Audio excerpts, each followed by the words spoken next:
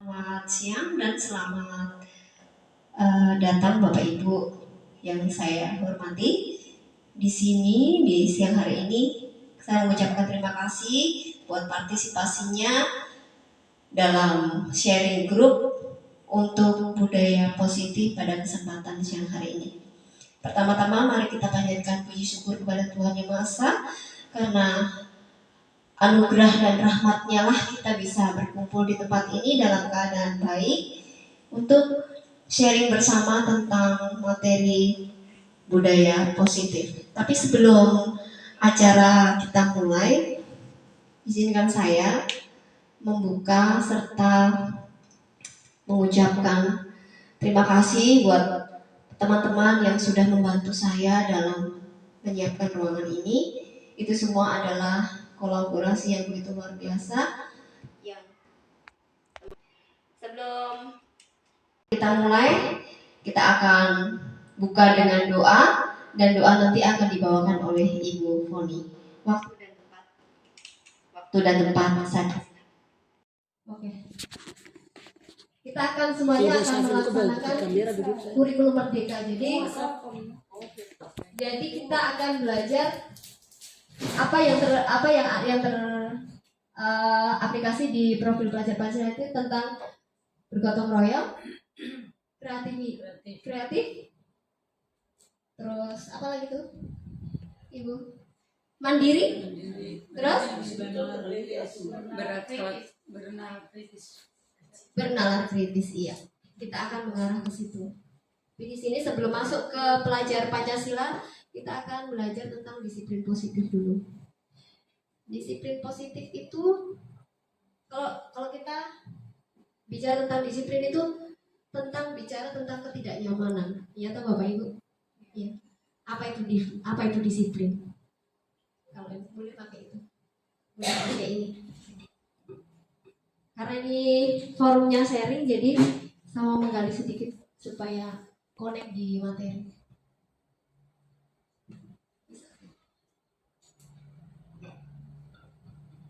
Tes bisa. Oke. Ada yang bisa kasih sedikit gambaran tentang disiplin? Mungkin Bapak Ibu guru sering mengatakan anak-anak ini kurang disiplin. Nah, pasti berhubungan dengan ketidaknyamanan kalau kita mengarah ke anak-anak yang bandel. Dalam budaya kita, makna kata disiplin dimaknai menjadi sesuatu yang dilakukan seseorang pada orang lain untuk mendapatkan kepatuhan. Kita cenderung menghubungkan kata disiplin dengan ketidaknyamanan. Anak-anak sering ketakutan tentang, ayo kalau ibu sudah bilang disiplin, itu pasti takut. Sebagai pendidik, tujuan kita adalah menciptakan anak-anak yang memiliki disiplin diri sehingga mereka bisa berperilaku dengan mengacu pada nilai-nilai kebajikan universal dan memiliki motivasi intrinsik, bukan ekstrinsik. Jadi mereka melakukan disiplin diri itu karena motivasi diri. Jadi kita akan mengingatkan mereka tujuan mereka itu kesini tuh ngapain. Biasanya orang disiplin yang kita terapkan sehari-hari, kita sebagai seorang pendidik itu biasanya ekstrinsik. Nanti kalau disiplin dapat ini. Siapa yang mau maju di kelas nanti dapat permen. Nah itu motivasi ekstrinsik. Nanti kalau kamu belajar rajin nanti tak belikan sepeda motor. Nah, itu ekstrinsik. Tetapi yang di sini yang ditekankan adalah motivasi intrinsik yang akan kita pecahkan bersama-sama bagaimana menimbulkan semangat secara intrinsik. Seperti pada filosofi Ki Hajar Dewantara tentang pendidikan, bahwa tugas seorang guru adalah, ada yang tahu tentang tugas kita sebagai seorang guru? Maksudnya bisa kasih gambaran, bisa nanti saya kaitkan supaya bisa masuk ke disiplin. Bisa.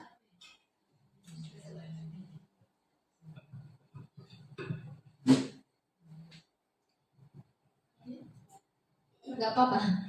Tidak ada benar, tidak ada salah karena kita semua seorang pendidik. Tugas seorang guru, ya. Yang pertama, seperti Ki Hajar Dewantara yang mengatakan bahwa guru itu sebagai pendidik di depan, di tengah, dan di belakang. Di depan dia sebagai contoh, di tengah dia di mana dia selalu mengayomi anak-anak, di belakang dia sebagai pendorong. Seperti itu yang kita ketahui. Iya, betul sekali. Bisa memberikan penjelasan secara full bagaimana sebagai contoh.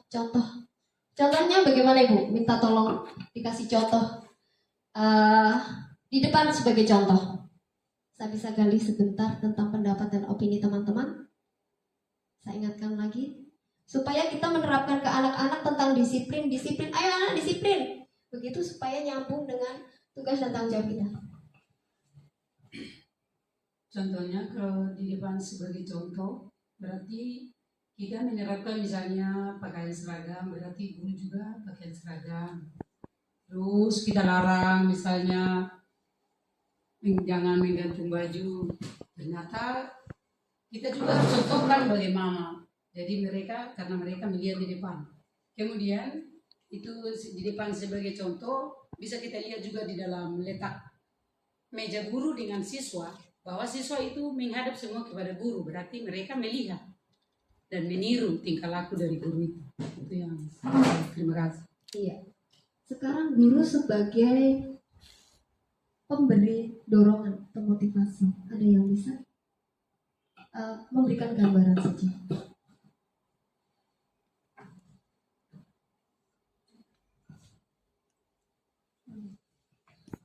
Yang PPG pasti ini baru-baru ini belajar tentang filosofi pendidikan kejiwaan. Baik, terima kasih atas kesempatan. Kalau menurut saya, ketika guru itu memberi motivasi, berarti sudah ada contoh nyata yang diberikan oleh guru itu. Saya kalau di kelas, saya bilang begini, ini loh fungsi guru-guru itu melewati pendidikan SD, SMP sampai SMA perguruan tinggi, kami melewati proses pembelajaran.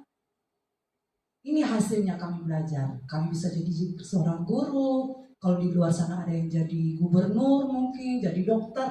Jadi sudah memberikan contoh yang nyata. Bukan lagi angan-angan. Nanti kamu kalau jadi presiden begini. Jadi minimal guru itu ini loh. Hasil kami sekolah, kami belajar sekian tahun dari SD sampai perguruan tinggi. Ini hasilnya. Kami sekarang berprofesi sebagai seorang guru. Itu. Jadi siswa akan melihat bahwa ternyata oh iya ya, kalau kita sekolah baik-baik, kita menuntut ilmu di sekolah, minimal di sekolah lah dulu. Ternyata ada faedahnya. Kita dapat ijazah, walaupun ijazah itu tidak di atas segala-galanya, tapi minimal ijazah itu memberikan apa ya, sesuatu nilai harga diri lah untuk kita. Jadi di mana kita bekerja, ijazah itu jadi nilai plus buat kita, begitu. Jadi inilah hasilnya, contoh yang nyata, hasil sekolah kami bisa jadi guru, begitu. Baik, itu dari saya, terima kasih. Ya, guru sebagai inspirator atau inspirasi bagi siswanya, Iya. jadi mendorong supaya seorang guru itu mampu membangkitkan semangat peserta didik untuk mengembangkan potensinya. Iya. Jadi dia supaya percaya diri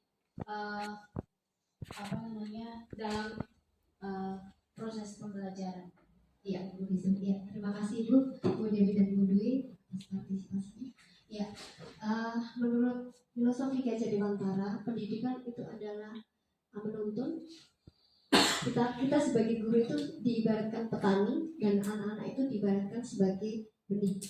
Sebagai seorang petani itu, benih itu jika diberikan ke tempat yang subur, maka akan tumbuh menjadi tumbuhan yang sesuai kita inginkan.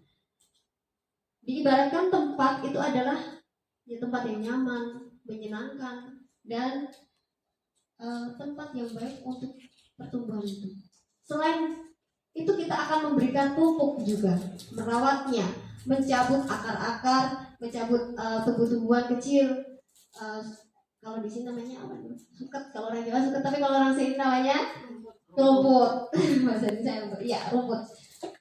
Dicabut, dirawat, dipupuk sehingga tumbuh menjadi pohon yang sehat. Demikian juga anak-anak. Kita akan berikan suasana yang nyaman, menyenangkan, dan tentunya sangat didambakan oleh anak-anak kita di sekolah kita. Itu disiplin positif merupakan satu cara penerapan disiplin yang bertujuan untuk menumbuhkan kesadaran serta memberdayakan anak untuk melakukan suatu tanpa sokokan atau ancaman, diskriminasi maupun hukuman. Nah, ini ada caranya Bapak Ibu.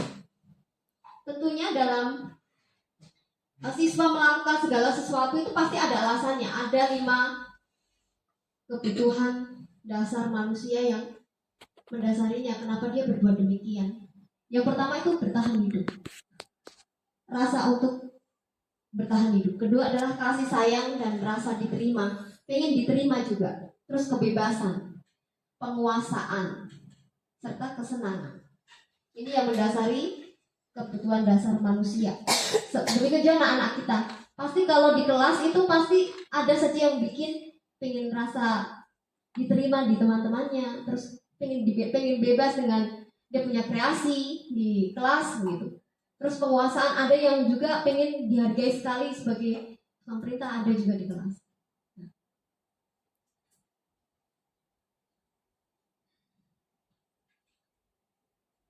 Motivasi perilaku manusia. Itu motivasi merupakan dorongan yang timbul pada diri seseorang secara sadar atau tidak sadar untuk melakukan sesuatu tindakan dengan tujuan tertentu. Nah, setiap orang melakukan segala sesuatu pasti ada tujuannya. Ada tujuannya untuk mendapatkan kesenangan, untuk mendapatkan pengakuan diri kepada orang lain. Terus biasanya kalau kita sudah bicara tentang disiplin itu yang pertama itu menghindari ketidaknyamanan dan hukuman. Murid melakukan disiplin diri karena dia takut dihukum. Ini merupakan motivasi eksplisit. Aku tuh kalau ke sekolah kalau begini pasti diginikan. Saya pokoknya mau disiplin karena dia begini begitu. Bukan timbul dari perasaannya untuk saya sekolah itu mau begini. Jadi nanti dalam materi ini adalah bagaimana cara menumbuhkan minat anak untuk dengan sadar dia sekolah tanpa harus dikejar-kejar. Yang kedua, mendapatkan imbalan atau penghargaan dari orang lain. Murid melakukan disiplin diri karena ingin mendapatkan imbalan. Ini merupakan motivasi eksplisit juga yang tadi saya sudah paparkan di depan. Jadi, menghargai nilai kebajikan diri sendiri itu adalah murid melakukan disiplin diri karena sadar akan nilai kebajikan dirinya. Ini merupakan motivasi intrinsik yang tadi saya sudah paparkan di depan. Tegang Bapak Ibu? Saya juga tegang. Jadi untuk menghilangkan rasa tegang, nanti saya akan bikin ice breaking. Nah, biasanya kalau disiplin itu langsung kita menuju ke konsep disiplin yang identitas gagal. Biasanya begini, Bapak Ibu guru untuk menerapkan itu pasti ada hukuman. Kalau tidak disiplin dihukum. Terus kalau dapat melakukan apa yang kita inginkan, dapat penghargaan. Nah, ini konsep disiplin yang dengan identitas gagal. Contohnya hukuman itu menyakitkan, itu akan berdampak pada hati anak. Menyakitkan, rasa tidak nyaman, murid merasa takut, memaksa, terus murid menyembunyikan kesalahan. Oh iya bu, padahal untuk menutupi kesalahannya saja supaya ibu senang. Murid menjadi rendah diri. Biasanya kalau sudah, kenapa kok tidak kerja PR? Baru langsung dipanggil dan dipakai muka kecut gitu. Itu pasti akan dampaknya banyak sekali, yaitu murid merasa rendah diri. Penghargaan. Biasanya kita di pas pembelajaran itu yang dapat menjawab nanti dapat penghargaan, dapat permen. Itu tidak efektif juga. Bapak Ibu, tidak efektif. Merusak hubungan atau sifat iri. Jadi dengan adanya ranking itu nanti akan membuat iri. Itu saja terus. Padahal setiap orang atau setiap anak itu punya potensi yang unik yang akan kita kembangkan dalam kurikulum merdeka nanti. Mematikan kreativitas. Kalau tidak bisa matematika dia bodoh misalnya. Kalau dia tidak pintar bahasa Indonesia dia tidak bisa pidato misalnya. Nah, itu mematikan kreativitas. Menghukum dengan sistem rankingnya itu tadi. Terus merampas hak menghargai dirinya, merampas hak terus menghargai dirinya. Seakan-akan, aduh, dan timbullah rasa tidak percaya diri. Yang akan kita ubah adalah konsep disiplin dengan identitas sukses, yaitu konsekuensi dan restitusi. Jadi untuk membentuk itu nanti kita akan bikin kesepakatan kelas yang akan kita yakini bahwa dengan kesepakatan kelas kita akan melaksanakan pembelajaran 1 hari ini atau berkelanjutan itu dalam keadaan aman, nyaman, menyenangkan. Kita bikin sesuai dengan kehendak siswa, tapi masih selaras dengan materi yang kita ajarkan. Begitu. Disiplin, konsep disiplin dengan identitas sukses yaitu konsekuensi. Jadi kita kalau sudah bikin kesepakatan kelas pasti ada konsekuensinya. Dan konsekuensinya itu nanti tergantung Bapak Ibu semua. Bisa kalau kamu tidak, nanti ditanyakan kenapa kamu tidak kerja PR. Nanti ditanya, bertanya, distabilkan dulu emosi, distabilkan dirinya siapa. Terus apa? Memvalidasi kesalahannya apa. Terus yang membuat peraturan itu anak sendiri. Kalau kamu seperti ini, nah kita kembalikan ke jati dirinya. Kalau kamu tidak melakukan seperti ini, akibatnya ini. Jadi secara otomatis anak-anak itu akan menyadari dengan sendirinya, dengan cara kita bikin keyakinan kelas. Jadi Bapak Ibu nanti tugasnya adalah bagaimana cara membentuk keyakinan kelas. Nanti ada tahapannya. Nanti kita belajar bersama dan sudah saya sediakan POP-it ya untuk ditulis dan dibentuklah keyakinan kelas. Kita kembali ke disiplin. Konsekuensi itu penguatan jangka pendek. Konsekuensi. Terus perlu memonitoring berkelanjutan, itu terus dimonitoring. Kalau kamu nggak ini toh konsekuensi. Ada konsekuensinya toh? Nah, itu jangka pendek. Menstimulus respon. Jadi ada perbuatan, ada respon. Murid menghormati peraturan saja. Murid hanya sesuai dengan kesepakatan tadi.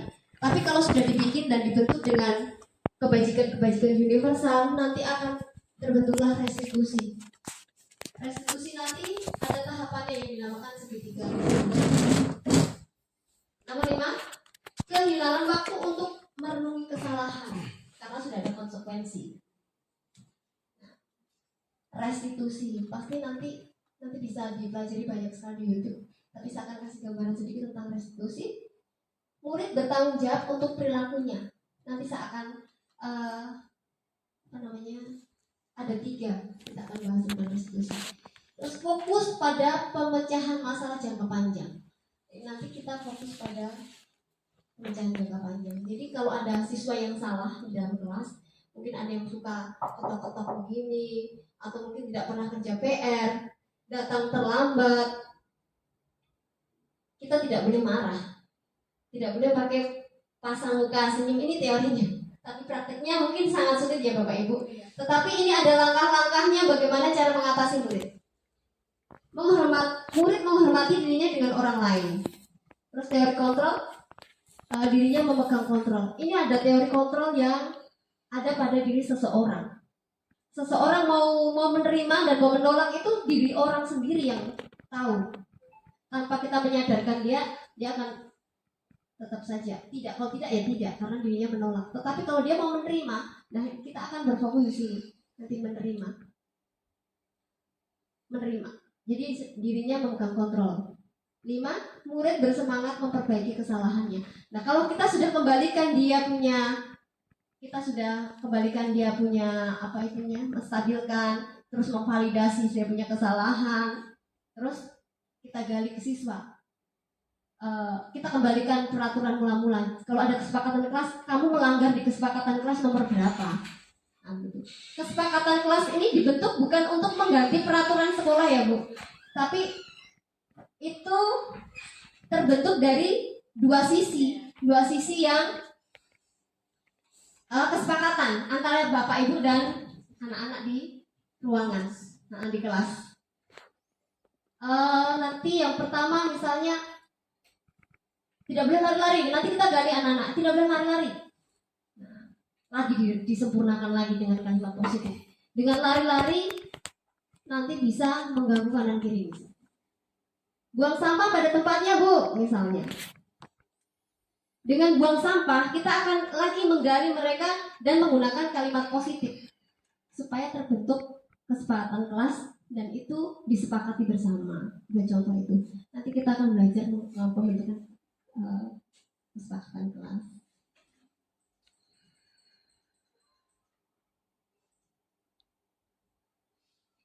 Pendekatan restitusi. Masih ngantuk? Saya ini kan untuk ya atau ice breaking apa menyanyi? Ice breakingnya apa, Bu? Es krim. Putar-putar bertepuk tangan, tangan diputar-putar bahu, tangan diputar-putar peganglah lutut, digoyang-goyang, digoyang-goyang, digoyang-goyang. Oh iya, ulangi. Tangan diputar-putar bertepuk tangan, tangan diputar-putar tepuk, tangan diputar-putar peganglah lutut, digoyang-goyang, digoyang-goyang, digoyang-goyang. Oke, lambaikan tangannya. Diputar-putar. Iya. Diputar-putar. Diputar begini.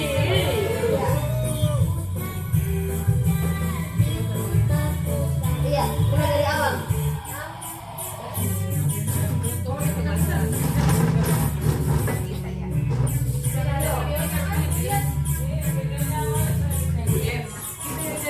Tangan diputar-putar, tangan diputar-putar, peganglah bahu, tangan diputar-putar, pegang lutut, digoyang-goyang, digoyang-goyang, digoyang-goyang, ya. Tangan diputar-putar, bertepuk tangan, tangan diputar-putar, bahu, tangan diputar-putar, digoyang-goyang, digoyang-goyang, digoyang-goyang, diputar-putar, diputar-putar, diputar-putar.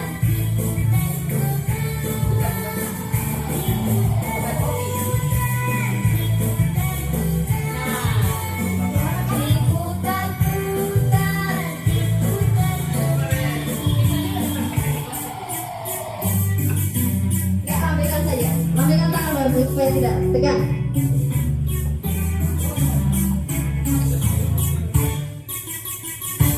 Iya, terima kasih. Oke. Kondisi bagi murid untuk memperbaiki kesalahan mereka bisa kembali kepada kelompok mereka dengan karakter yang lebih baik. Ya, jika kita menghadapi suatu masalah di kelas, apa yang kita akan lakukan kepada anak didik kita yaitu yang pertama ciri-ciri restitusi. Yang pertama itu bukan menebus kesalahan namun belajar dari kesalahan. Jadi nanti kalau kita menghadapi suatu masalah di kelas, memanggil anak itu konsepnya bukan menebus kesalahan tetapi belajar dari kesalahan. Yang kedua adalah memperbaiki hubungan. Yang ketiga adalah tawaran bukan paksaan. Kita tawarkan sama anak. Jika kamu begini, dampaknya begini. Kita akan mengacu pada kesepakatan kelas nanti. Terus menuntut untuk melibatkan ke dalam diri. Tindakan itu kira-kira berdampak nggak untuk kamu gitu. Divalidasi. Validasi tindakan anak. Jadi kita tidak boleh memberikan rasa takut kepada anak, tetapi kita harus jadi teman mereka untuk memvalidasi tindakan yang salah. Terus yang ketiga adalah mencari kebutuhan dasar yang mendasari tindakannya. Sebenarnya dia bersikap seperti itu tuh pasti ada motivasi dalam aku tuh mungkin cari perhatian. Ada kebutuhan siswa yang di rumah dan akhirnya dia cari perhatian di sekolah. Nah, sebagai guru kita akan memberikan kelengkapan yang tidak dimiliki anak tersebut di dalam pendidikan. Sebagai seorang guru, selain kita punya anak-anak di rumah, kita juga punya anak di sekolahan. Kita akan merawat dia, menuntun dia sampai menuju ke cita-citanya, sampai dengan sesuai dengan kodratnya, dengan selamat. Ketiga, fokus pada karakter bukan tindakan. Fokus pada karakternya, bukan tindakan. Yang terakhir adalah menguatkan dan fokus pada solusi. Jadi kita mencari solusi bersama-sama. Bukan lagi kita marah-marah, tetapi kita mari sini, mau kamu apa? Sudahkah sesuai dengan peraturan yang ada di sekolah kita? Untuk lebih jelasnya, mari. Kalau kita sudah bikin kesepakatan kelas, mari kamu melanggar kesepakatan kelas kita yang berapa? Nah, disinilah nanti kita akan belajar mencari solusi bersama siswa. Contoh, siswa sering tidak mengerjakan pekerjaan rumah. Ini pasti guru pasti hukum. Kedua, pasti ada jalan lain, ada dua, konsekuensi. Nah, ini ada restitusi. Nanti kita akan praktek tentang penerapan tentang hukuman. Biasanya kalau hukum bagaimana, kalau konsekuensi bagaimana, restitusi bagaimana. Tapi saya akan berikan gambaran tentang hukuman.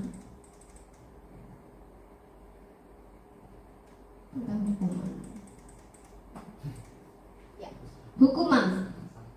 Guru menghukum siswa tersebut hormat bendera biasanya. Terus guru marah dan murid menjadi takut, biasanya begitu. Dan seterusnya, nanti ibu bisa kembangkan sendiri. Konsekuensi itu biasanya guru memberikan konsekuensi untuk mengerjakan PR-nya saat istirahat atau dikerjakan sebanyak 3 kali lipat. Guru tegas dan siswa menghormati peraturan. Ini hanya peraturan. Lagi-lagi ini peraturan. Peraturan itu membentuk kita seperti takut, rasa takut. Tetapi dengan ini restitusi, guru menanyakan keyakinan dirinya dan membantu siswa menyelesaikan masalahnya. Guru terbuka dan siswa menghormati orang lain. Ini sebenarnya sudah tak jawab, jadi tidak usah. Sekarang membuat orang merasa bersalah. Ini contohnya, ibu sangat kecewa sekali dengan kamu. Berapa kali bapak harus memberitahu kamu ya? Bagaimana coba kalau orang tua kamu tahu kalau kamu berbuat demikian? Pasti ada ya yang seperti itu bapak ibu di ruang kelas ya toh? Nah, ini pembuat rasa bersalah itu biasanya suaranya itu melemah, halus, sedih, bahasa tubuhnya merapat pada anak, lesu. Nah, gitu. Sabar. Terus akibat yang ditimbulkan itu biasanya seperti ini Bapak Ibu. Akibatnya adalah murid akan merasa bersalah telah mengecewakan ibu atau bapak gurunya. Murid akan merasa menjadi orang yang gagal dan tidak sanggup membahagiakan orang lain. Kadangkala sikap seperti ini lebih berbahaya dari sikap penghukum. Karena emosi akan tertanam rapat di dalamnya. Terus murid menahan perasaan, murid merasa tertahan, sesak begitu. Jika seperti murid dalam tidak seperti murid dalam dengan guru menghukum, di mana murid bisa menumpahkan amarahnya walaupun dengan cara negatif. Guru biasa menumpahkan amarahnya dengan suara kasar, suara halus. Murid tertekan seperti inilah yang tiba-tiba itu meletus amarahnya. Ya, ini yang menghukum dan bisa menyakiti dirinya sendiri karena sudah kamu akan itu tadi.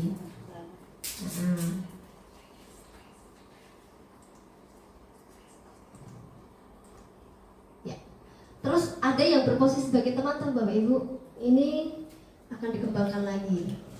Sebagai teman, guru pada posisi ini tidak akan menyakiti murid, namun akan tetap berupaya mengontrol murid melalui persuasi, yaitu posisi teman dan guru bisa negatif ataupun positif. Ini banyak sekali dampaknya kalau berposisi kita sebagai teman. Guru sebagai teman tuh banyak sekali dampaknya. Guru di posisi teman menggunakan hubungan baik dan humor untuk mempengaruhi seseorang. Misalnya begini, ayo bantulah demi Bapak ya. Ayo, ingat tidak bantuan Bapak selama ini ya. Dia mengingatkan jasa-jasanya ini. Ya, sudah kali ini tidak apa-apa. Nanti Ibu bantu bereskan. Hal negatifnya dari posisi teman adalah bila suatu saat guru tersebut tidak membantu murid, maka murid akan kecewa dan berkata, saya pikir Bapak Ibu itu teman saya. Pasti ini dampaknya Bapak Ibu. Murid merasa dikecewakan dan tidak mau lagi berusaha. Hal lain yang mungkin timbul adalah murid hanya akan bertindak untuk guru tertentu saja dan tidak untuk guru yang lain. Nah, ini yang posisi teman. Jadi kita akan belajar menggunakan restitusi dalam penyelesaian masalah. Seperti yang Bapak kemarin waktu pertama kali hadir itu langsung bisa menguasai anak-anak. Jadi dia ingatkan semuanya. Tujuan kamu di sini apa? Kalau kamu Bapak tidak mau menghukum, tapi kalau kamu ini saya akan panggil orang tua. Dikembalikan lagi posisinya. Kita itu bukan pembantu kamu. Dikembalikan. Kalau posisi teman itu nada suaranya pasti ramah, akrab, bercanda, bahasa tubuh merapat pada murid, mata dan senyum jenaka. Ini yang sudah seringkali kita lakukan. Posisi teman.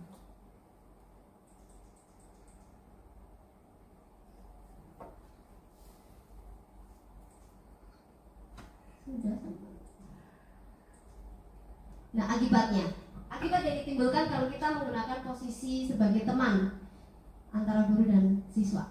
Murid akan merasa senang dan akrab dengan guru, itu pasti, karena kita sering membantu dia.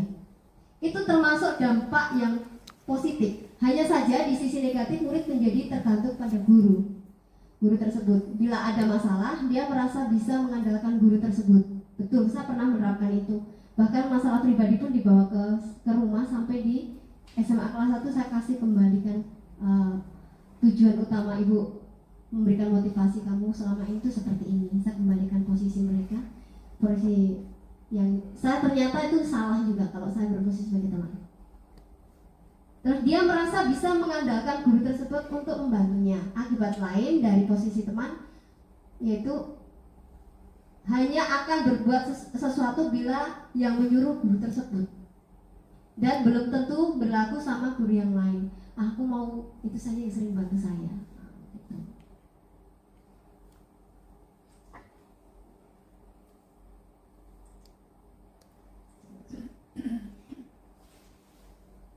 Nah, pemantau.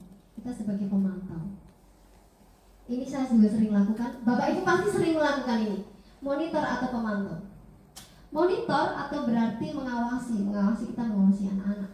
Pada saat kita mengawasi, kita bertanggung jawab atas perilaku orang-orang yang kita awasi. Kita mengawasi anak-anak. Posisi pemantau berdasarkan pada peraturan-peraturan dan konsekuensi. Dengan menggunakan sanksi atau konsekuensi, kita dapat memisahkan hubungan pribadi kita dengan murid. Ini biasanya relevan juga untuk kita, tetapi ada beberapa negatifnya juga. Contoh, seorang yang menjalankan posisi pemantau, pertanyaan yang diajukan seorang pemantau biasanya begini, peraturannya apa? Peraturannya apa di sekolah kita? Apa yang telah kamu lakukan? Terus ditanyakan lagi, sanksi atau konsekuensi apa yang akan kamu terima? Yang kamu lakukan, pasti seperti itu. Seorang pemantau sangat mengandalkan perhitungan, catatan, dan data yang dapat digunakan sebagai bukti atas perilaku seseorang. Posisi ini akan menggunakan stiker, slip, catatan, daftar cek. Posisi monitor sendiri berawal dari teori stimulus respon yang menunjukkan tanggung jawab guru dalam mengontrol murid. Nah, itu. Ini dampaknya kalau menggunakan pemantau atau monitor. Pemantau itu biasanya nada suaranya datar, bahasa tubuhnya formal.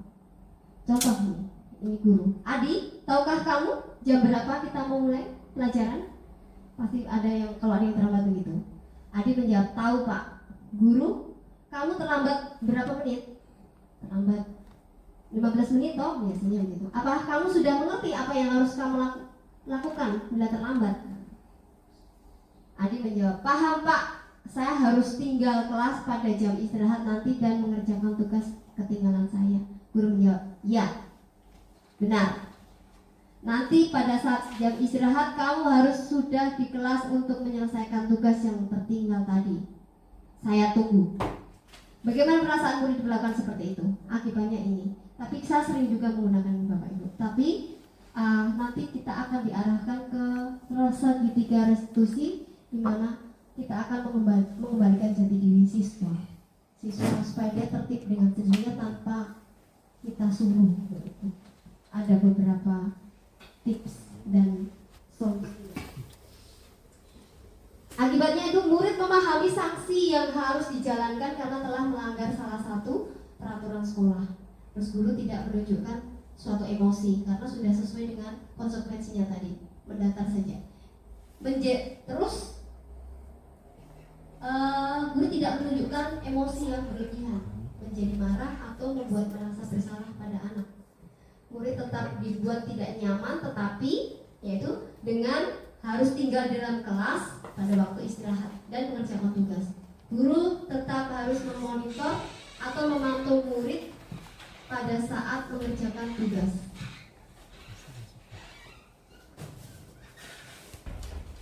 Pada saat mengerjakan tugas di jam istirahat karena murid tidak bisa tinggal seorang diri. Ini kelemahannya. Jadi Bapak Ibu terus mendampingi pada jam istirahat. Bapak Ibu juga harus istirahat.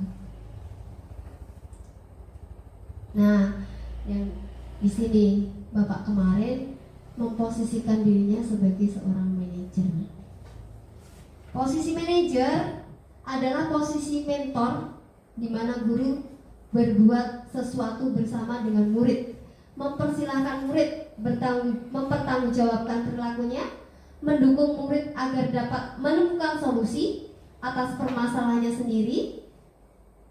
Terus seorang manajer telah memiliki keterampilan di posisi sebagai teman maupun sebagai pemantau, dan dengan demikian bisa jadi di waktu-waktu tertentu kembali kepada kedua posisi tersebut bila diperlukan.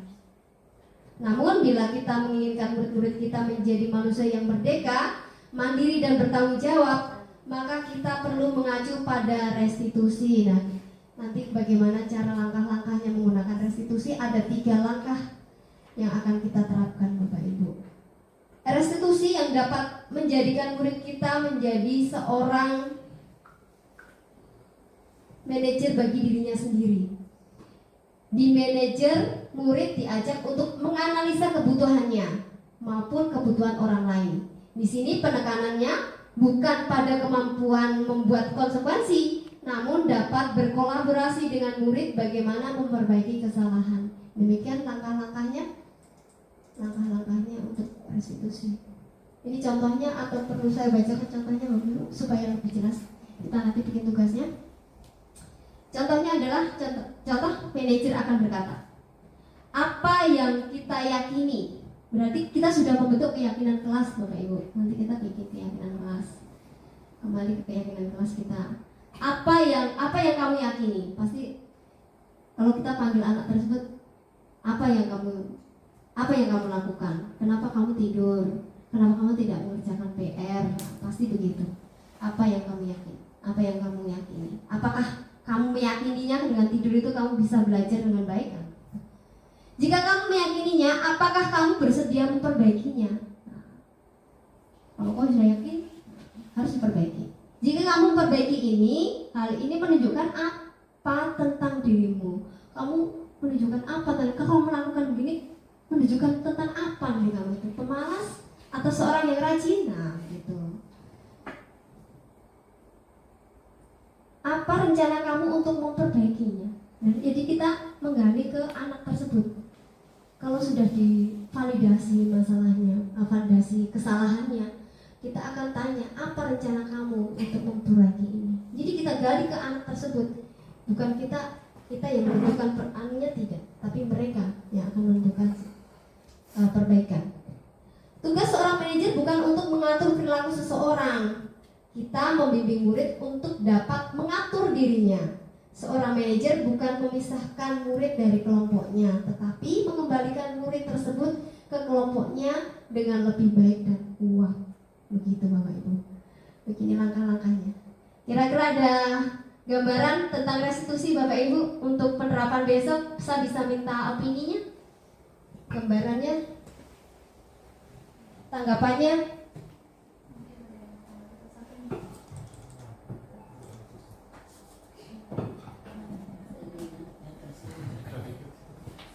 Sudah agak sedikit punya gambaran? Ya, pada posisi manajer, maka suara guru sebaiknya tulus. Nah, kalau kita memposisikan diri sebagai seorang manajer untuk anak-anak kita, itu posisinya tulus, tidak perlu marah-marah. Jadi kita panggil, sini Rudi misalnya, kenapa kamu tidur tadi? Nah, gitu ditanya. Tapi kita akan, kalau bisa, dipanggil itu setelah jam pelajaran ataupun setelah pulang sekolah. Tidak perlu meninggikan suara, apalagi menunjukkan jari ke murid, berkacak pinggang atau bersikap seolah-olah menyesal, tampak sedih sekali akan perbuatan murid tersebut, maupun bersenda gurau menempatkan diri sebagai seorang teman murid. Tidak usah. Jadi posisinya adalah tulus saja. Sini. Tadi kamu melakukan apa di kelas? Fokus adalah pada murid, bukan untuk membahagiakan guru atau orang tua murid. Jadi fokus di murid aja. Mengetahui adanya suatu masalah, jadi kita harus tahu dulu masalahnya. Dan sesuatu perlu terjadi. Jadi setiap anak melakukan segala sesuatu di kelas itu pasti ada latar belakangnya Bapak Ibu. Mungkin kurang perhatian atau di rumah itu sebenarnya banyak pekerjaan jadi terlambat terus. Jadi bukan berarti anak terlambat terus itu dia melakukan kesalahan yang perlu kita begini. Tidak. Jadi untuk sikap seorang manajer itu, guru akan mengembalikan tanggung jawab pada murid untuk mencari jalan keluar masalahnya, tentu dengan bimbingan guru. Jadi kita panggil, kita tanya, kita validasi, dan kita cari solusi bersama. Nah, ini ada contoh soal penerapan 5 posisi kontrol. Siswa tidak memakai atribut lengkap pada saat upacara bendera. Saya bagikan LK-nya ya Bapak Ibu untuk diisi.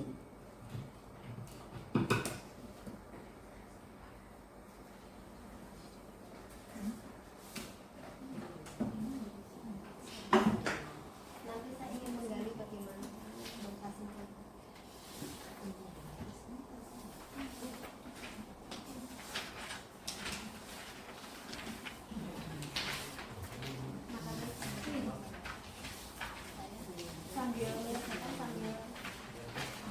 Kalau di pertanyaan kelompoknya tadi kan Iya.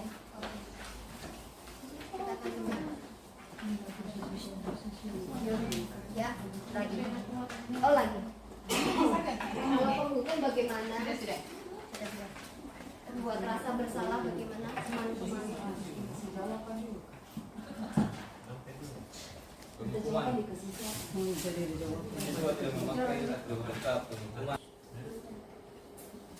Hukumannya apa, Indah?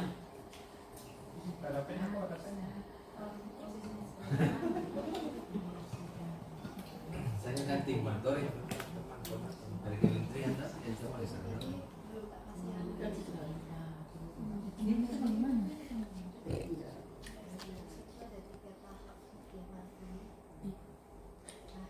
Siapa teman dulu? coba tadi itu yang ini apa? Ibu Intar ini pakai kata-kata kalau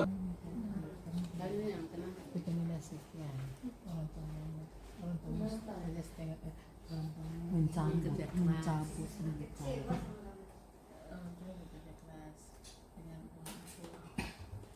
ini denda pertama, bisa yang kedua Sudah toh? Sudah. angkat Kita langsung sampah. ke restitusi aja Bu, pemecahan masalahnya. Nggak usah ke itu. Ya Allah. terus sesi ini Tidak usah diisi yang sebagai pembuat rasa bersalah. Jadi kita tidak boleh menggunakan rasa bersalah lagi. Ya, berarti kita anunya bagaimana? Jadi kalau kita menemui kendala seperti itu, kita cari yang relevan. Jadi dampak-dampak yang akan menimpa murid itu ternyata banyak sekali jika kita melakukan tindakan-tindakan seperti tadi. Seperti penghukum. Sifat penghukum itu kan nadanya tinggi, bahasa tubuhnya melotot, matanya melotot, dan jari menunjuk-menunjuk. Itu tidak boleh. Terus pembuat merasa bersalah karena itu menyakiti hati anak-anak. Jadi kita nanti dampaknya panjang banget.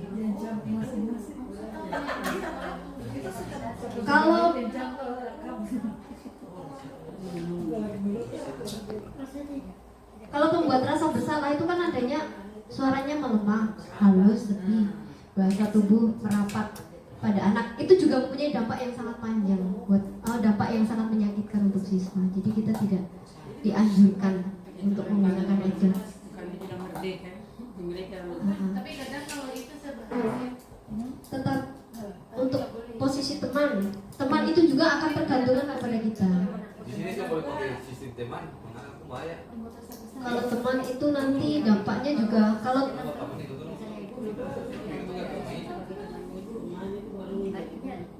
teman itu hanya nanti dia akan patuh kepada yang kita ini saja, kayak seperti transaksi gitu. Kalau saya kok harus pembuat gitu sebenarnya. Coba dengan terlalu tinggi kan. Kalau pembuat rasa bersalah berarti kita sudah menjudge siswa itu loh. Iya, betul begitu. Iya, betul begitu, Bu. Jadi kita tidak boleh menggunakan metode itu. Tukang terlambat. Iya. Berarti kita sudah menghakimi anak itu. Betul. Ya itu sudah. Pada kasih dia baru mungkin 1 kali. Iya. Terlambat. Tapi kalau kita tukang terlambat, jadi kata-kata itu kita menjudge dia. Betul Ini sekali. kan pembuat rasa bersalah kan objeknya kan siswa. Jadi Ya, menyalahkan diri sendiri. Iya, iya. Jadinya siswa. akhirnya sesuatu yang merasa bersalah. Jadi apa maksudnya kita tidak boleh Itu yang merasa bersalah menciptakan itu itu siswa. atau bagaimana? Iya, tidak boleh menciptakan rasa bersalah. Jadi Tapi anak kita yang merasa, menciptakan, "Oh, saya kan? ini tukang bolos, Iya. tukang bully teman." Bisa pakai mic, Bu, supaya ini. Berarti Ke yang ini membuat rasa bersalah maksudnya begini. Kayak contohnya, kamu tidak kasih tahu mama sudah tinggal mama saja kalau tidak di sekolah itu orang tuamu di kampung berharap kamu seperti ini baru kenapa kamu seperti ini. Itu pembuat rasa bersalah ternyata ya masuk di situ. Iya. Tapi itu mempan buat siapa anak murid. Akhirnya dia akan masuk.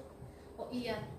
Jadi tapi dengan motivasi lagi, ditambah motivasi Iya. tidak hanya pembuat rasa bersalah terus tinggal tidak. Ayo kamu tunjukkan mau Berikan kamu bisa penguatan gitu. dulu. Iya. Kasih penguatan dulu. Iya, Sama motivasi seperti- tetapi Dampaknya banyak, Bu, Iya, untuk dampaknya membuat banyak, rasa tapi- bersalah. di beberapa siswa saya agak berhasil. Berarti sesudah kita Setelah seperti kita itu, rasa bersalah tetapi kita harus kasih ini kita lagi. bujuk lagi Iya, ulama. kita kayak Kenapa kasih sampai dia motivasi. bilang begitu? Iya. Kenapa sampai bilang begitu? Oh karena begini tuh. Iya. Kita tanya dia lagi. Iya. Iya. Kamu kalau ada masalah bilang ibu saja kalau memang kamu seperti apa gitu. Berarti jadi kita buat anak itu bercerita juga ya. Iya. Iya. Iya. Ini Kalau dulu kan kita cuma ya tidak kan cuma tidak. begitu. Kalau itu kita gali dia kenapa sampai seperti itu. Oh. Terus kita kasih ya, Tanyakan membuat rasa bersalah betul juga saya. tidak sadar. Seperti raja apalagi. Oh, anak begini-begini kan biasa kita seperti itu supaya dia sadar ternyata itu Iya. salah. Itu ternyata salah itu. Iya. Baik Bapak Ibu, kira-kira waktunya mungkin tinggal beberapa menit lagi. Kita akan kembali ke solusinya saja, ke restitusinya aja. Kita berposisi sebagai pemantau atau manajer. Iya. Ya. Karena tidak berdampak apa-apa dari ke siswa juga tidak berdampak, kita juga tidak berdampak. Semuanya hasilnya pasti baik. Oh iya. Tahapannya tuh seperti Cari ini. solusi, ya. Tahapannya seperti ini. Ya. Pada posisi manajer.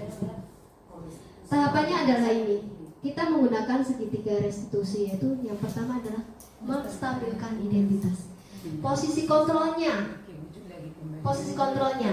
Dia mau apa? Maksudnya tuh kamu melakukan ini kenapa? Iya, Kembalikan dulu ke siswa, ditanya. Distabilkan dulu. kita sudah marah kenapa marah kok tidak melakukan ini kenapa coba dengarkan ini bukan benci kamu bisa juga begitu. Iya. Terus langkah yang kedua adalah validasi tindakan. Apakah sudah benar kamu melakukan seperti itu? Kayak seperti kemarin, kalau kamu tuh bersikap demikian, berarti kamu menganggap bapak ibu ini pembantu ya di sini. Pak Kepsek memvalidasi tindakan mereka. Sebelum memvalidasi pasti menstabilkan identitas. Identitasmu tuh di sini murid, bukan menginjak-injak Bapak Ibu guru sebagai seorang pembantu di rumah kayak ibumu. Di sini itu Bapak Ibu guru, gitu. Dikembalikan, distabilkan identitasnya, terus divalidasi tindakan yang salah. Kamu tuh salah kalau begini, begitu bersikap demikian. Gitu. Terus yang ketiga langkahnya adalah menanyakan keyakinan. Nah, kita harus bikin keyakinan kelas Bapak Ibu mulai sekarang. Besok saya mohon setelah melakukan sudah tahu tentang cara-caranya mengatasi siswa dalam menghadapi masalah, kita bikin yang namanya keyakinan kelas atau peraturan kelas di khusus bahasa Inggris misalnya atau di khusus matematika, supaya pembelajaran itu berjalan dengan baik sesuai yang kita inginkan. Dan itu semua karena siswa, bukan karena guru. Siswa sendiri yang menginginkan suasana seperti ini. Mau suasananya mau di luar boleh, mau di dalam juga boleh. Atau harus suasana pasti di dalam kelas tuh rapi, jelas. Meja-meja tidak boleh berantakan lagi. Di kelas saya masih berantakan. Saya masih menunggu pengecatan juga untuk memasang sapunya. Tugas-tugas sudah saya bikin dan tinggal mau masang di tembok-tembok tentang profil pelajar Pancasila. Yang ketiga adalah menanyakan keyakinan. Mengingatkan kembali tujuan mula-mula. Kamu tuh di sini ngapain? Tujuanmu di sini ngapain? Tujuan mula-mula dikembalikan. Kamu tuh di sini ngapain? Seperti Pak Kepsek kemarin waktu pertama kali itu sangat luar biasa cara itunya. Yang kedua adalah berdiskusi. Harus berdiskusi mencari solusi bersama-sama. Kalau kamu melakukan seperti ini solusinya apa? Nah, misalnya kalau bangun tidur terlambat, hari ini dipanggil misalnya kita sudah bikin praktek segitiga restitusi ini, kita solusinya apa? Pasang alarm Bu. Oh iya betul. Terus selain pasang alarm apa? Orang tua mengingatkan untuk bangun pagi Bu. Oh iya betul. Jadi solusinya itu ya. Jadi digali dari siswa sendiri. Terus kamu mau melakukannya kapan? Ditanya gitu. Oh mulai hari ini saya akan melakukan dan besok itu saya tidak terlambat lagi. Nah itu dipulihkan, maunya distabilkan identitasnya, divalidasi kesalahannya, terus menanyakan keyakinannya. Kamu sudah melanggar keyakinan kelas yang keberapa kalau kamu terlambat masuk kelas? Begitu. Terus kalau misalnya itu, kalau ada anak yang bolos, kita suruh denda. Tidak bisa. Bagaimana? Tidak bisa denda. Dari sebenarnya tidak boleh denda, tetapi nanti kembali ke kan sudah tahu solusinya dan nanti kita akan terapkan sama-sama untuk anak didik kita di sini. Di sini saya sharing aja untuk materi. Materi ini nanti kalau sudah praktek, Bapak Ibu bisa tularkan ke teman-teman yang lain bagaimana cara mengatasi masalah di kelas. Kira-kira untuk praktek segitiga restitusi ini sudah menyasar belum maksudnya di kelas-kelas? Pokoknya kita akan melaksanakan ini kira-kira bisa atau tidak Bapak Ibu? Bisa ya. Jadi kita tidak menghukum siswa, tetapi kita akan mengembalikan siswa tentang tujuan utama bersekolah. Tapi itu juga kembali ke Bapak Ibu semua, kembali ke kita semua. Kita bisa seperti filosofi Ki Hajar Dewantara, kita sebagai petani yang baik, yaitu merawat anak-anak menjadi contoh, teladan, disiplin. Kita harus mencontohi dulu seperti Bapak sekarang. Posisinya adalah mencontohi anak buahnya, itu berangkat lebih awal dari nanti akan dicontoh anak buahnya. Ini solusi yang Bapak tawarkan menggunakan segitiga restitusi. Ya, yang terakhir materi yang akan saya sampaikan yaitu membuat keyakinan kelas. Kalau segitiga restitusi, kira-kira ada kendala Bapak Ibu cara ininya? Sudah selesai ya tadi mengerjakannya? Nah, jawabannya ini. Penghukum, patuhilah peraturan sekolah lalu berdiri di depan berbarisan. Biasanya begitu Bapak Ibu. Yang kedua yaitu berapa kali Bu Guru beritahu kamu, Bu Guru kecewa sama kamu. Biasanya kembali masalah Ibu kecewa sama kamu. Sebagai teman, ayolah putih. Buat Bu Guru bangga. Kali ini tidak apa-apa. Kamu bilang ini akan tetap, ini hanya jangka pendek saja. Tetap ini akan terjadi lagi. Kalau posisi sebagai teman Bapak Ibu, peraturan dan konsekuensinya. Ini hanya diingatkan dan ini juga jangka pendek juga. Tapi kalau kita menggunakan bersikap sebagai seorang manajer, apa yang kamu tahu tentang kesalahan, nah, kita kembalikan, kita validasi, kita kembalikan identitasnya, terus ingatkan keyakinannya, terus cari solusi bersama-sama. Itu akan lebih efektif dan menimbulkan motivasi intrinsik bagi siswa. Jauh tentang apa? Saya tidak marah, tapi kenapa tadi saya Untuk konsep yang terakhir yaitu keyakinan kelas. Apa yang Ibu tahu tentang keyakinan kelas Ibu masing-masing dalam memberikan pembelajaran? Bisakah saya menggali sedikit tentang keyakinan kelas, Bapak Ibu? Tentang keyakinan kelas. Apa yang pernah Ibu pernah punya gambaran tentang keyakinan kelas? Mengapa keyakinan kelas? Mengapa tidak peraturan kelas saja? Begitu. Bedakah peraturan sama keyakinan? Bisa minta pendapatnya tentang keyakinan sama peraturan.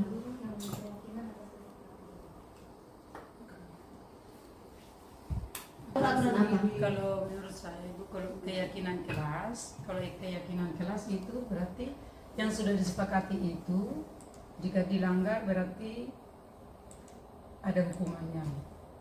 Terus keyakinan itu bisa merubah tingkah laku mereka untuk hari depan dan dilakukan secara berkesinambungan. Iya. Kalau dia peraturan berarti itu merupakan wajib dilakukan dan terikat. Iya.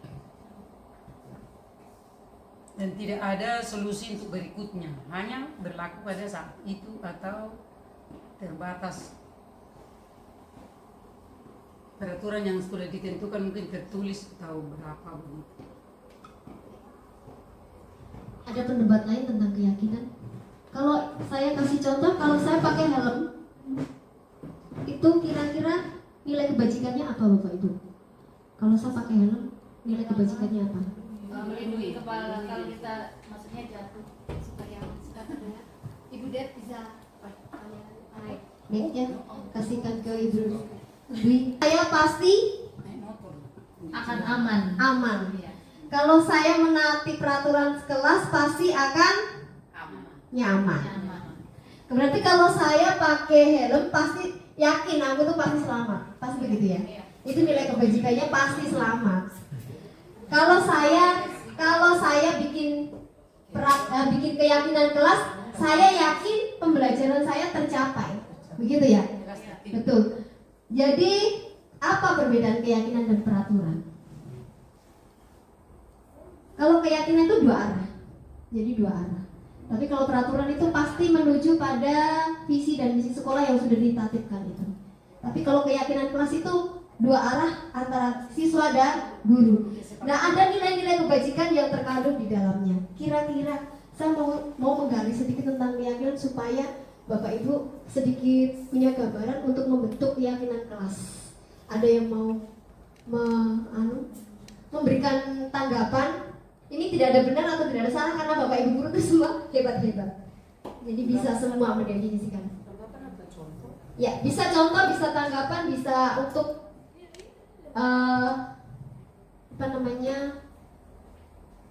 ini langkah-langkahnya. Saya bisa memberikan bisa menggali Bapak Ibu tentang keyakinan ataupun perbedaan tentang peraturan. Jadi nanti saya inikan berikan kertas untuk Bapak Ibu bisa isi tentang keyakinan-keyakinan apa yang Ibu yakini dan anak-anak yakin. Itu nanti digali ke anak-anak supaya terbentuk kalimat positif yang akan kita jadikan yakin kalau kita menggunakan itu kita bisa melaksanakan pembelajaran dengan baik. Oke, silakan tulis aja nanti bisa ditempel di belakang. Jadi ada yang nanti saya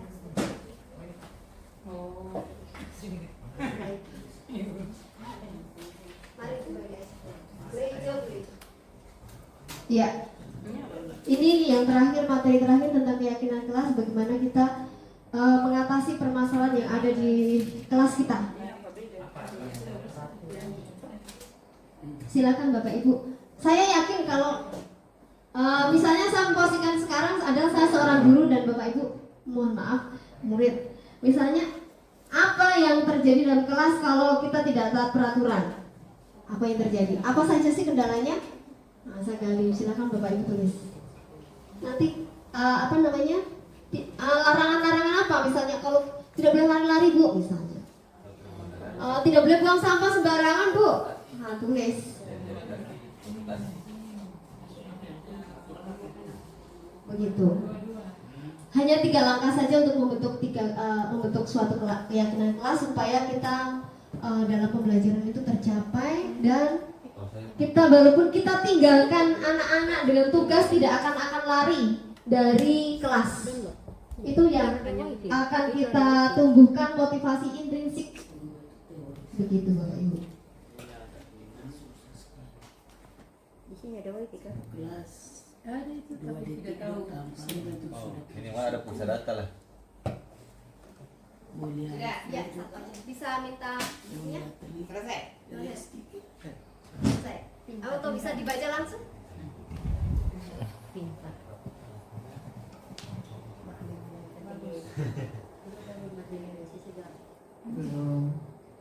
Kalau saya sih 5S. Salam, senyum, santun, semangat, dan ice breaking.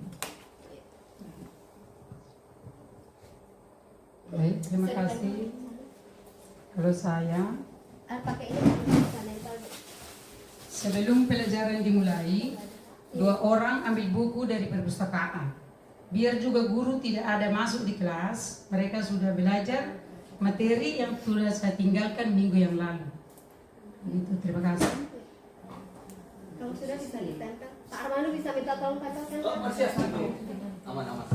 Satu saja. Semua. Saya mau gali supaya terbentuk kalimat positif dan kita akan rumuskan. Ini kita tulis perbedaan keyakinan dan peraturan. Saya tidak menyalahkan. Semua opini itu benar. Semua opini benar, tapi kita nanti akan merujuk pada keyakinan.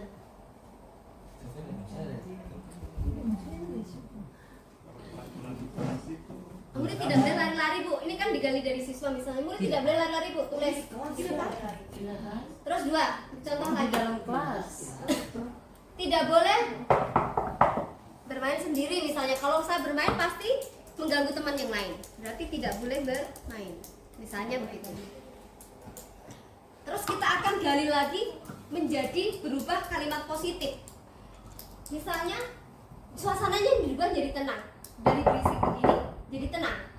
Jadi suasana kelas harus tenang kalau pembelajaran. Nah, berubahlah menjadi kalimat positif. Suasana kelas jadi tenang. Setelah itu kita akan gali lagi dan membentuklah suatu kesepakatan kelas yang akan kita rancang bersama-sama bersama murid.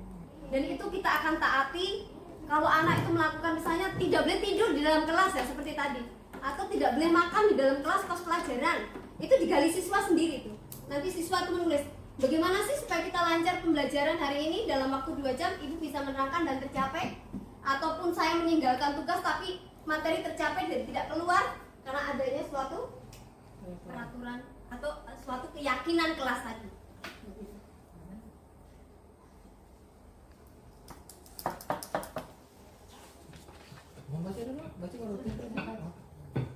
Jadi sebenarnya ada 3 langkah untuk menggali siswa, itu dari siswa untuk siswa dan dilaksanakan untuk siswa.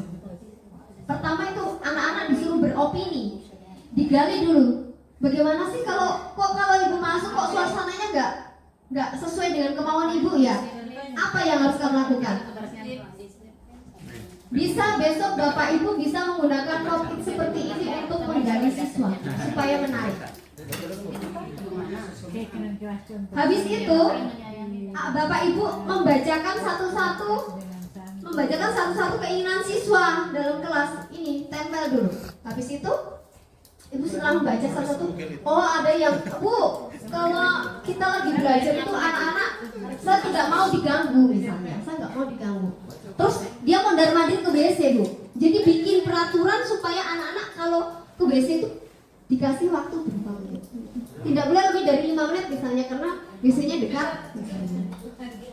itu digali dari siswa. Kata tidak itu kita akan rubah menjadi kalimat positif yang membangun mereka supaya dengan adanya keyakinan itu kita bisa melaksanakan pembelajaran dengan baik. Begitu. Jadi setelah Bapak Ibu menggali nanti di ruang kelas, di kelasnya Bapak Ibu masing-masing menggunakan mungkin pakai pocket bisa, tapi lebih menarik pakai kayak ginian ya Bu. Setelah itu dibacakan bersama-sama dan anak-anak bisa digali semua, anak semuanya harus dilibatkan supaya waktu keyakinan itu terbentuk semua bisa melaksanakan. Aku kemarin tidak kamu kok mengumpulkan. Jadi salah satunya harus dikasih seperti ini dan ditulis namanya, ditulis, ditempel gitu. Habis itu kita bacakan, kita rumuskan Bapak Ibu. Oh kalau bermain, kalau kita belajar sambil makan tuh nggak efisien Bu. Jadi nanti kita rumuskan. Jadi Ibu sudah mempunyai gambaran apa yang harus saya lakukan supaya pembelajaranku tercapai. Contohnya seperti itu. Sudah semua? Dilanggar bagaimana? Kita sudah bikin kesepakatan, ternyata ada yang melanggar. Ya. Contohnya kesepakatan kita tidak boleh makan dan minum selama pembelajaran. Ya, kita menggunakan segitiga restitusi lagi Bu. Biasanya kesepakatan kamu sudah melanggar ini kesepakatan nomor berapa gitu. Terus kalau begini ibu sudah bicara divalidasi, terus bicarakan solusi, kamu yang memberikan solusi sudah. Kalau tidak, ini jurus terakhir adalah saya kembalikan ke orang tuamu. Saya panggil, mau kamu apa? Begitu. Begitu.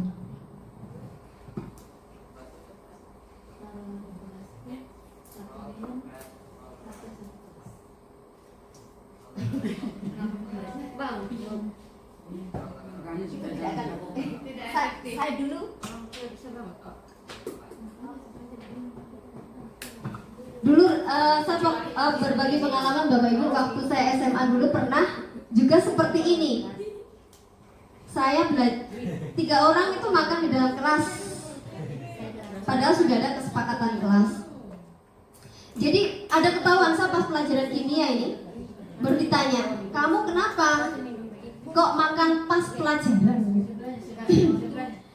Ya sudah, saya lapar Pak Guru. Kok lapar? Kok mau makan? Pak Guru bilang, tapi nadanya halus. Ya udah, kalau kau mau makan, saya pesankan 3 mangkok, tapi harus habis. Setelah itu saya sudah taubat, tidak pernah makan lagi di dalam kelas. Itu salah satu contoh yang dulu mungkin diterapkan pada waktu saya SMA. Tetapi untuk sekarang pada Guru Merdeka, kita akan menggali secara intrinsik supaya anak termotivasi sendiri, mencari masalah sendiri atas solusinya, atas masalahnya gitu.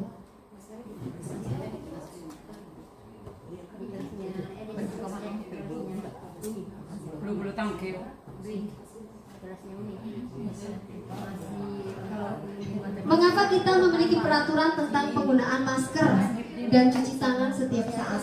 Dengan adanya kita menggunakan masker dan cuci tangan, kita akan terhindar dari virus. Ya, Bu? Ya. Mengapa kita memiliki peraturan tentang penggunaan helm dan saat mengendarai kendaraan motor? Dengan saya menggunakan helm, maka nilai kebajikan itu akan terlihat, yaitu saya yakin bahwa itu dengan saya menaati dan bikin keyakinan kelas, maka pembelajaran yang akan saya laksanakan hari ini akan tercapai. Begitu.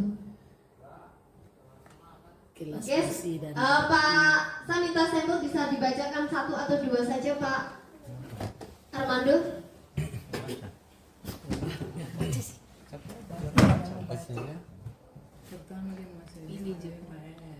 Baca saja Pak. Ambil terserah mau baca yang mana. Bacaan dari kiri ke kanan ke Bila Ibu Guru yang tulis yang lagi tidak? kuning. Ya, 1 atau 2 saja. Kuning. Sebagai contoh. Yang pertama, peraturan. 1. Siswa diberi pemahaman manfaat menaati aturan. Contoh, ketika siswa diberi kesempatan bertanya agar situasi kelas teratur, siswa tersebut ketuk meja sekali atau acung tangan ke atas, kemudian guru menyilahkan siswa berbicara. Yang kedua, keyakinan. Siswa tersebut terbentuk sifat menghargai orang lain Artinya pada saat kapan untuk bersikap. Iya, terima kasih. Nah, yang semuanya itu baik di situ, tetapi langkah-langkah yang akan kita gunakan untuk di kelas adalah yang pertama menggali kemauan siswa dengan bisa menggunakan seperti ini. Saya ulang tadi Bapak Ibu, menggunakan ini biar bagus. Nanti bisa fasilitasnya minta di bendahara bisa. Kayak gini sama menggunakan itu supaya nanti bisa hasilnya difoto dan ditempel. Jadi dengan menggali apa? Misalnya kendalanya apa sih waktu pembelajaran Ibu kok ramai sekali? Jadi kita gali dari siswa. Bu, kalau pembelajaran itu akan tercipta jika anak-anak itu tenang. Tulis namanya. Namanya itu ditulis nama masing-masing. Jadi keputusan atau pembikinan keyakinan kelas itu nanti akan ditaati bersama satu kelas. Jadi jangan terlewatkan untuk menulis nama siswa di setiap kokpit ini untuk ditempel supaya dirumuskan menjadi sebuah keyakinan kelas. Kalau masih ada kalimat-kalimat yang ada bunyi tidak begitu, kita akan mengubah kalimat tidak seperti itu menjadi kalimat positif. Contoh, misalnya setiap pembelajaran matematika, misalnya saya menginginkan ruangan kelas itu rapi. Jadi sebelum saya pelajaran matematika, suasana mejanya itu harus tertata, rapi. Kalau mungkin saya masuk, mejanya berantakan, kalian melanggar di keyakinan kita nomor berapa? Kalau kita melanggar, apakah dampaknya dari pembelajaran kita hari ini? Nah, nanti sebelum kita bikin keyakinan kelas, kita akan sampaikan apa sih tujuannya kita bikin keyakinan kelas. Seperti tadi, kalau kita pakai lepas selamat, ada nilai-nilai kebajikan yang akan kita terapkan di dalam keyakinan kelas tersebut, Bapak Ibu. Setelah itu terbentuk dan itu nama-nama siswa sudah tertempel satu-satu, kita foto. Kita harus, jangan lupa tidak diabadikan, kita harus foto satu-satu. Habis itu kita bikin lagi, kita ringkas dengan kalimat kita dengan kalimat positif. Setelah itu kita tulis. Kita nanti tulis ya. Satu lagi Ibu minta pendapat. Dengan adanya kalian tidak buang sampah sembarangan, maka terciptalah kelas yang rapi. Berarti kalimat positif atau nilai kebajikan yang kita bisa ambil adalah dengan suasana kelas yang bersih, maka pembelajaran akan nyaman, berjalan dengan baik. Nah, itu nanti ditulis. Jadi kalau ada siswa yang buang sampah sembarangan begitu, dipanggil saja, tidak boleh dimarahi, tapi dipanggil dan ditanya, kamu tahu kesalahanmu apa? Begitu. Terus ditanyakan, sudah melanggar di keyakinan kelas kita yang nomor berapa? Kalau tidak bisa ini, ada tindakan-tindakan khusus yang akan mengacu pada peraturan dan tata tertib sekolah. Kegiatan pembuatan keyakinan kelas, guru bersama siswa membuat keyakinan kelas, berdiskusi tentang peraturan, berarti peraturan-peraturan yang akan kita tetapkan bersama anak-anak, itu kita yakin bahwa dengan keyakinan kita nanti pembelajaran akan berjalan dengan baik. Setelah itu merumuskan, seperti tadi saya sampaikan bahwa kita harus merumuskan kalimat yang pakai tidak itu menjadi kalimat positif, yang akan kita rumuskan lagi juga menjadi suatu keyakinan yang mengandung nilai-nilai kebajikan yang akan kita taati bersama. Habis itu kita mendokumentasi, Bu. Jangan sampai kita tidak mendokumentasi apa yang menjadi siswa punya pendapat, harus dokumentasi. Supaya jika terjadi apa-apa, ada bukti bahwa kita sudah menetapkan bersama-sama, ditaati bersama-sama. Setelah itu kita harus menempelnya. Menempelnya tidak harus seperti ini, yang penting mau ditempel seperti ini bisa, atau kita rumuskan menggunakan ditulis lagi dengan indah dan ditempel menggunakan bisa kertas yang asturo bisa. Itu ditempel. Keyakinan kelas itu bisa sangat membantu memperlancar pembelajaran kita di kelas. Begitu Bapak Ibu. Adakah masukan ataupun tanggapan dari sesi hari ini? Adakah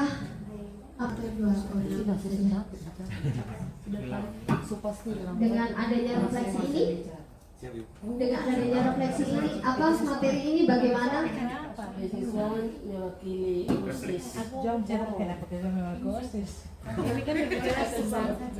Refleksi hari ini saya bersyukur bahwa hari ini ada penambahan ilmu di mana kegiatan seperti hukuman itu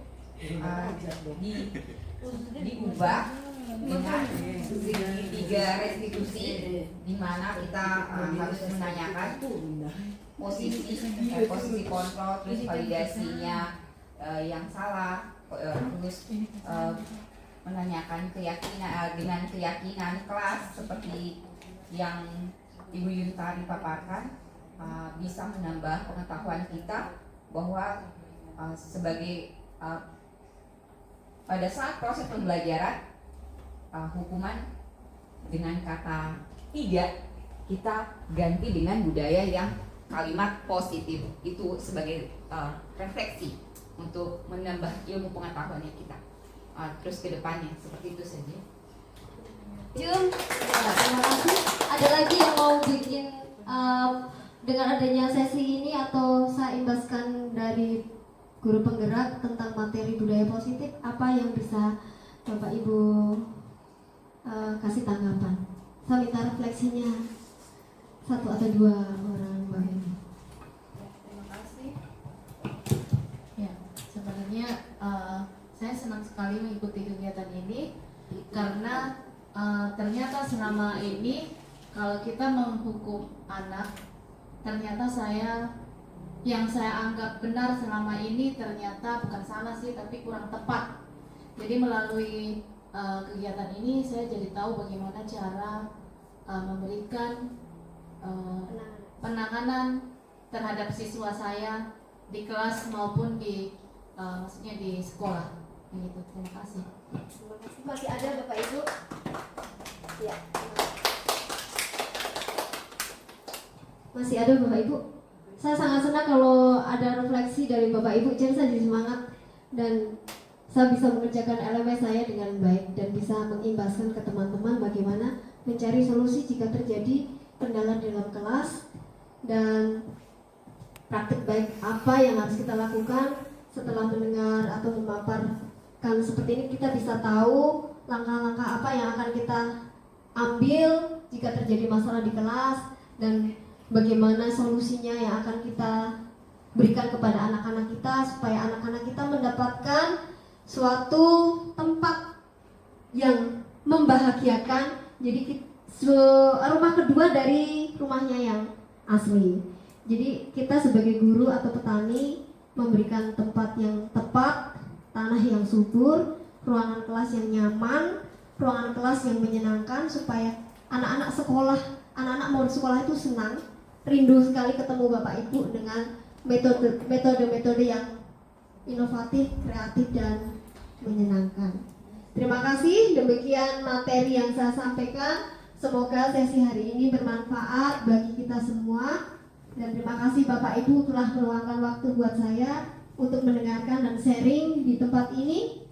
Mudah-mudahan ini menjadi hal baik, hal positif yang akan kita terapkan bersama-sama untuk anak didik kita supaya mereka bisa bersekolah dengan semangat dan senang ketemu dengan kita. Akhir kata saya ucapkan selamat siang dan berterima kasih.